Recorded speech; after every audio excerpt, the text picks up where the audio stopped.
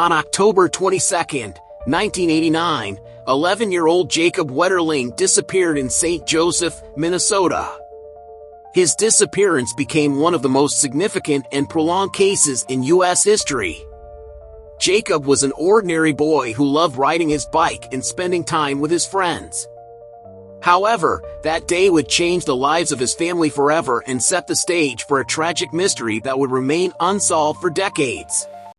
Today, we'll discuss what happened on that fateful day, how the story unfolded, and how, after nearly 30 years of uncertainty, the truth was finally uncovered.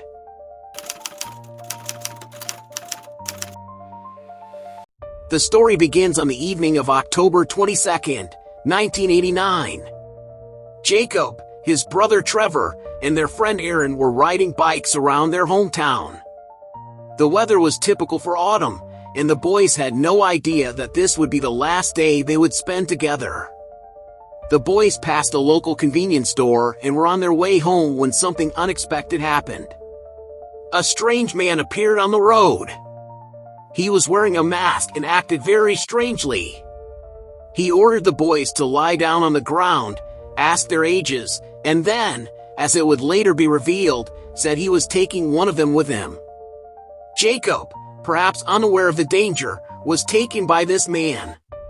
Aaron and Trevor, terrified, could do nothing to stop him. They were frightened not only by the man's appearance but also by his forceful demands. The man took Jacob and drove off, leaving the two boys in shock. When Jacob didn't return home, his parents, Patty and Jerry Wetterling, immediately suspected something was wrong. The police began a massive search, and the entire area was gripped with fear. But despite the efforts, no sign of the boy was found. Hours passed, then days, but the search turned up nothing. From the very first moments, it was clear that this was a serious case. The circumstances of Jacob's disappearance strongly suggested a possible kidnapping. His parents reached out to law enforcement, and soon, the entire state of Minnesota was involved. Thousands of volunteers joined the search, but at first, there were no leads. Jacob's whereabouts remained a mystery. The lack of any obvious clues made it seem like the abduction had been well planned, and the perpetrator clearly had no intention of leaving any evidence behind.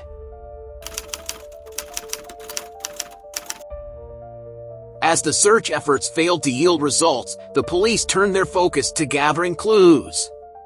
Witnesses were questioned, and areas potentially linked to Jacob's disappearance were thoroughly examined. It soon became apparent that the stranger who had abducted Jacob may have been local, and his actions seemed to have been carefully thought out. Over the next months and years, the investigation unfolded from various angles. Despite law enforcement's best efforts, however, the case remained stagnant. The reasons for this were numerous: a lack of physical evidence, uncooperative witnesses, and an inability to identify specific suspects. The lack of progress led to frustration and despair for everyone involved, including Jacob's parents, who refused to give up hope. Though the world began to move on from the case, Jacob's disappearance remained a powerful reminder of the need for greater child safety. As the investigation continued, it became clear that the abductor might be someone who had been familiar with the area, and new rounds of interviews were conducted with local residents. One of the significant moments in the investigation was the ongoing efforts of the Wetterling family to fight for justice. They repeatedly urged authorities to continue the search for their son and never forget the case. Their persistence paid off. In 1994, the Wetterling Act was passed, which required criminals convicted of offenses against children to register with a federal database.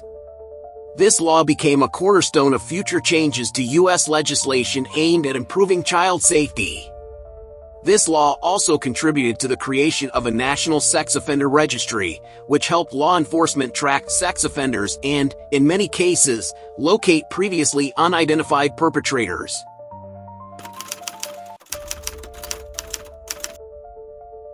After 27 years, the case of Jacob Wetterling had mostly faded from public view. However, in 2015, the investigation was reopened. New evidence emerged, potentially linked to Jacob's disappearance. This was made possible by advancements in DNA analysis, which allowed investigators to revisit old suspects. The police once again focused on a man who had been connected to the case years earlier, Danny James Heinrich. He had been previously known to law enforcement for other crimes, but there hadn't been enough evidence to arrest him. However, in 2015, new analysis connected him to Jacob's abduction. After extended questioning, Heinrich confessed. He admitted that he had abducted and killed Jacob in 1989. Jacob's body was discovered in a wooded area just a few miles from where he was taken. It turned out that his remains had been buried there all along. This confession shocked the nation. Heinrich was arrested but was not charged with Jacob's murder, as he was already serving time for other crimes.